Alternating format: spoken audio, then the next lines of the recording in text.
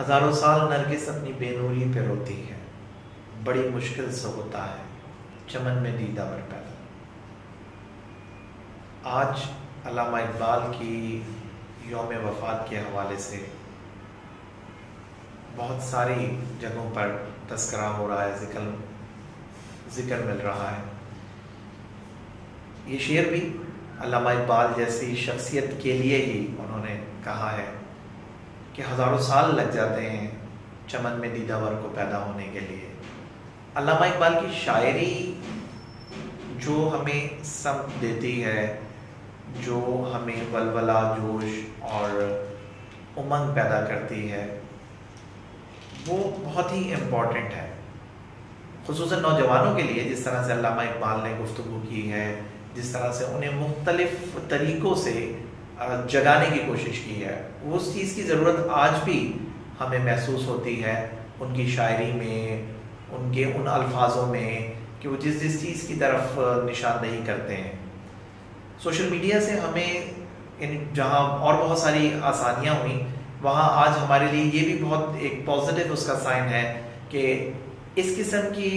جو پہلے تاریخیں آتی تھیں وہ اتنی شد و مد سے نہیں ان کی پذیرائی ہو پاتی تھی، یا ان کا ذکر نہیں ہو پاتا تھا ان شخصیات کے بارے میں۔ اب اس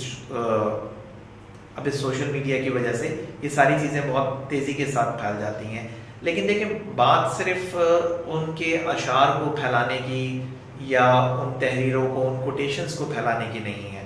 اگر ہم واقعتاً کسی ایسی شخصیت سے متاثر ہیں، اس کے عقیدت مند ہیں، اس سے محبت کرتے ہیں، یا ہمیں لگتا ہے کہ وہ سراہے جانے کے لائق ہے، تو ہمیں اس کی ان خیالات کی ڈیپتھ میں، اس تعلیمات کی ڈیپتھ میں جانے کی ضرورت ہے جس کا ذکر اس نے الفاظوں میں کیا ہے۔ تو یہ جتنے بھی علامہ اقبال کے اشعار ہیں، جو ان کی شاعری ہے، جو اس میں میسج ہے،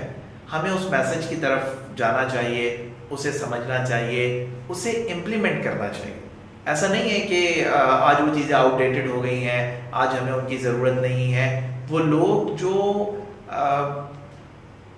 جو گہرائی میں جا کے سوچتے ہیں اور لوگوں کا درد رکھتے ہیں، ان کے الفاظ تو ہمیشہ قائم رہنے والے، ہمیشہ زندہ رہنے والے ہوتے ہیں، اس لیے وہ لوگ بھی زندہ ہوتے ہیں۔ ان کے جانے کے بعد بھی لوگ ان کا تذکرہ، ان کی تعلیمات کا، ان کے افکار کا ذکر کر رہے ہوتے ہیں۔ تو یہ جو چیز ہے علامہ اقبال کے اشعار پہ، ایسا نہیں ہے کہ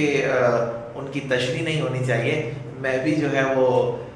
بہت خوشی محسوس کروں گا کہ میں 2-4 اشعار پڑھوں اور اس کے بعد ان کی تشریحات بیان کروں، لیکن مجھے نہیں لگتا کہ ابھی اس بات پہ بات کرنے کی ضرورت ہے کہ ان کے اشعار کیا ہیں اور اس میں وہ کیا پیغام دے رہے ہیں۔ یہ تو ان کے اشعار کو ہم سب، جب جس کو جو پڑھنے کا موقع مل رہا ہے، اس سے وہ یقیناً جب غور و فکر کرے گا تو گہرائی میں اترے گا، اس پیغام تک پہنچے گا۔ بات جو اس وقت کرنے کی ہے وہ یہ کہ ہمیں علامہ اقبال کے اور علامہ اقبال جیسی شخصیات کے افکار پہ غور و فکر کرنا چاہیے، اور آج کے دور میں ان کی جہاں امپلیمنٹیشن ہو سکتی ہے وہاں ضرور کرنی چاہیے، چاہے وہ ہمارا کارپوریٹ کلچر ہو، چاہے وہ ہماری یوتھ کے لیے